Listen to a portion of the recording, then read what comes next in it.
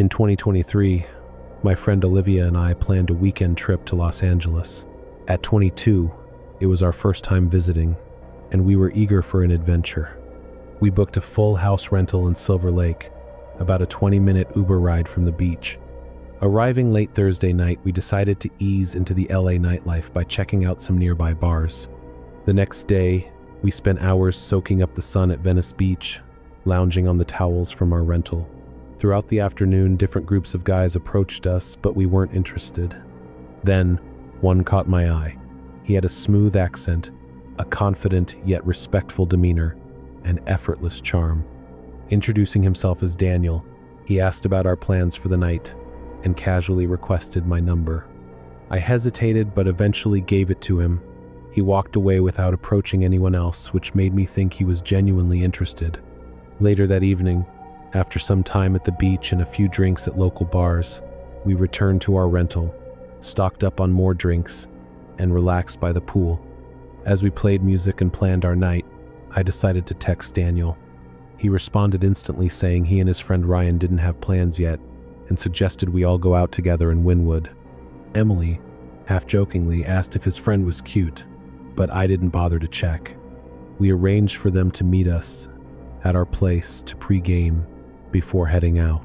Jake and Ryan arrived around 8, bringing their own drinks. Ryan, to my surprise, was just as good-looking as Jake, and I could tell Emily was pleased. We drank together in the backyard for about an hour, chatting and getting to know each other. Everything seemed normal.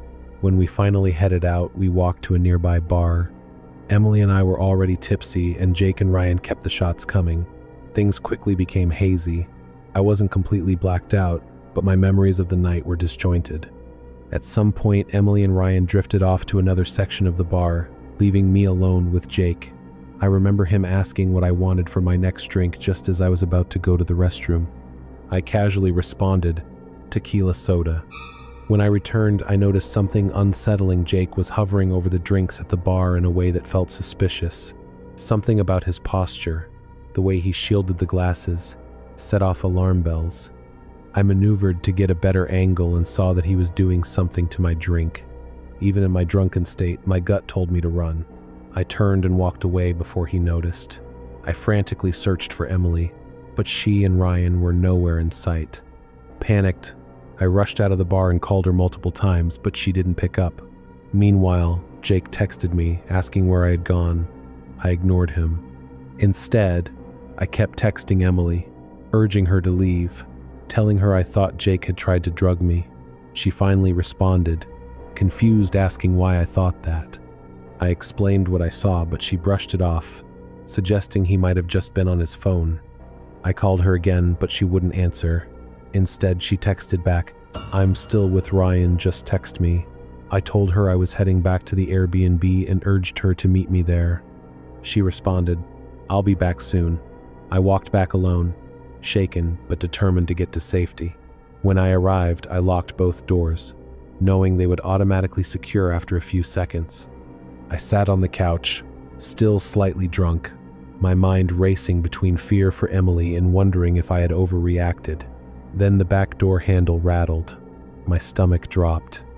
I heard the beeping sounds of the code lock being attempted, followed by a failed attempt sound.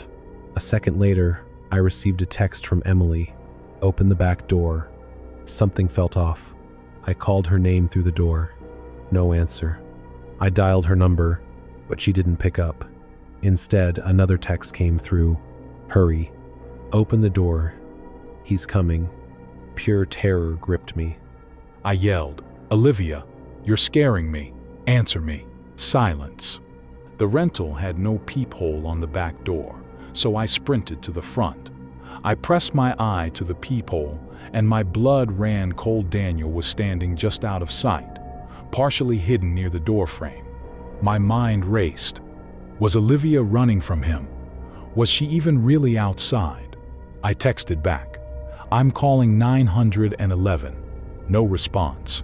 My hands trembled as I immediately dialed 911 and explained the situation.